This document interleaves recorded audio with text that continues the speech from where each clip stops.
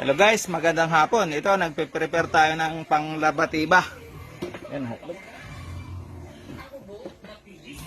panglabatiba natin sa inahin. So, nagprepare ako ng 2 capsule ng amoxicillin sa betadine. Saka ito ay nilaga na dahon ng bayabas. Pinakuluan lang ng ilang minutes pa hula mo? 15? Yan, 15 minutes. Para makuha natin yung natural na antibiotics ng bayabas. Kasi yung kanyang inahin ay mayroong vaginal discharge, may infection sa panganak. Kasi ang inaanak ng inahin na malalaki, kaya nawawarak ng ari, no? Oo. Kaya nagkaroon ng infection gawa nung dahil may sugat.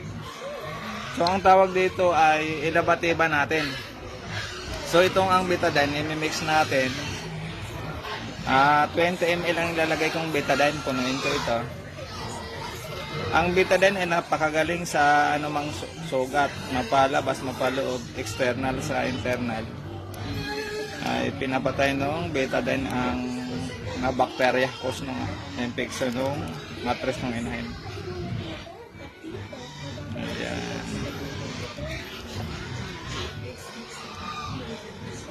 Yan lang guys.